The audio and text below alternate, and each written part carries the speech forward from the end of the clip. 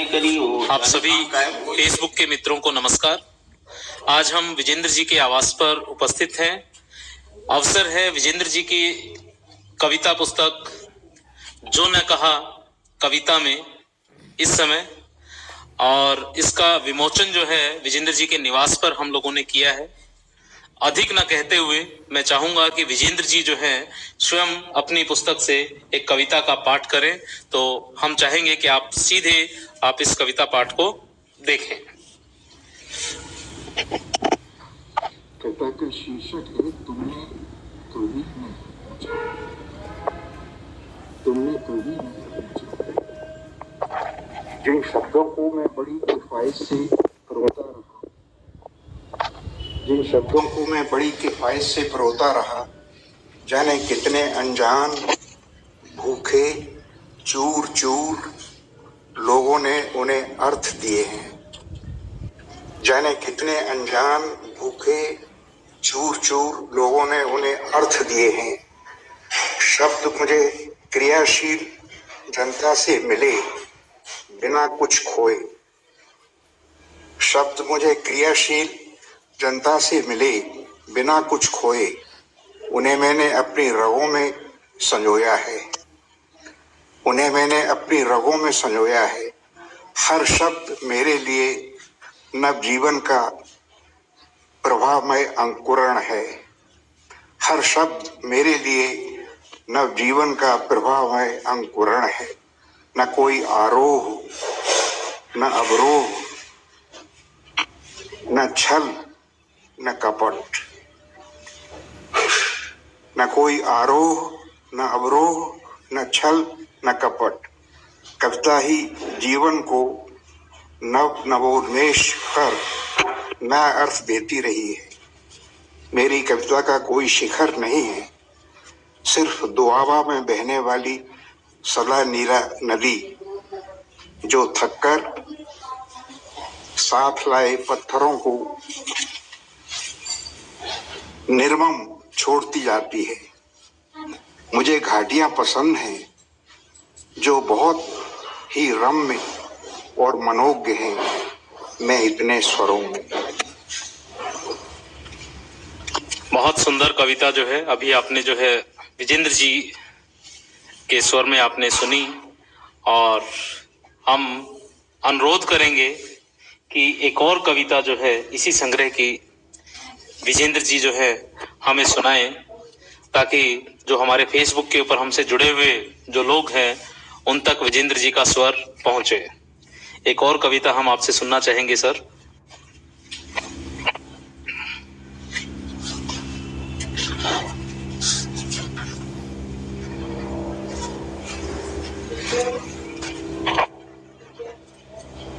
तुमने कहा, तुमने कहा, तुमने कहा आज उधर चलें जहां कभी नहीं गए। तुमने कहा आज उधर चलें जहां कभी नहीं गए। पहुंचने में थोड़ा समय लगा। तिपैया में सफर करने के बाद हम दोनों खुले आकाश के नीचे थे। तिपैया में सफर करने के बाद हम दोनों खुले आकाश के नीचे थे। जैसे हम अपने होने के बारे में कितने सजग थे। ये शहर का छोर है, ये शहर का छोर है। कच्ची बस्ती पहाड़ की तलहटी में बसी है।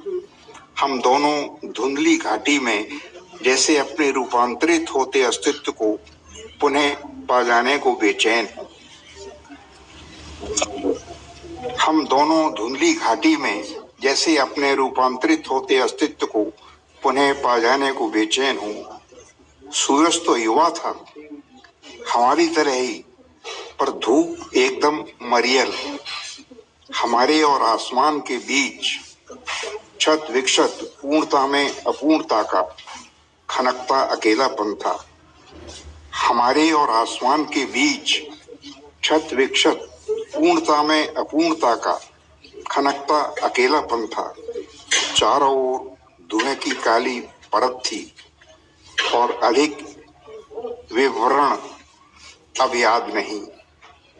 पर वहां लोग लाल पत्थर तोड़ रहे थे, कुछ बड़े बड़े पत्थरों को नीचे धकेल रहे थे, जैसे अपने जीवन को आजमा रहे हो।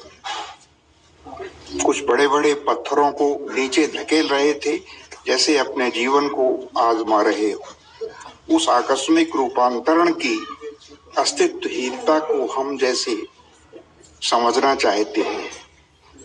वहां कुछ घर पक्के थे, पर ईंटें गंदी और छींचती थी। कुछ ने पाटौर डाल दी थी, कुछ की छतें टीन की थी। इस गहन यात्रा में साथ होने का, देखने का, पिछड़ने का एहसास था।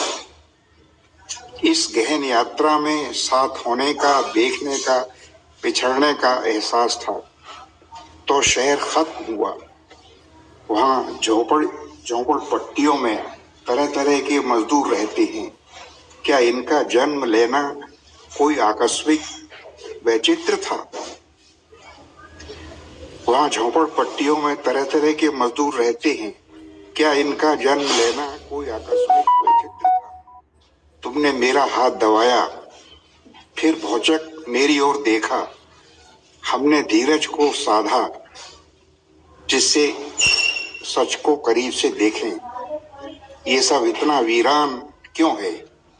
कहीं कहीं मरुवासी लाल पगड़ियां बांधे झाड़ियां काट रहे थे। ये सब इतना वीरान क्यों है? कहीं कहीं मरुवासी लाल पगड़ियां बांधे झाड़ियां काट रहे थे। हाथों में बांक थे, आंखों में प्यास। हाथों में बांक थे, आंखों में प्यास। हमारा वहां आना जैसे उनके लिए एक व्यंग था। औरतें सूखी लकड़ियां बीन रही थी, उसी से शाम की उनकी रोटी सिकेगी, दाल पकेगी। उनके चेहरे धूसर थे, परेशान और उबे हुए, लेकिन वे जाहिर नहीं होने दे रहे थे। वहां से नाहरगढ़ दिखता था। शहर की ऊंची ऊंची इमारतें ताश के पत्तों सी बिखरी। लौटे तो किसी सड़ी चीज की बदबू ने हैरान किया। तुमने फिर कहा, जिन जगहों को नहीं देखा उन्हें करीब से देखो। हालांकि हमारा देखना कोई अन्यतम और नई बात नहीं थी। बहुत बढ़िया सर।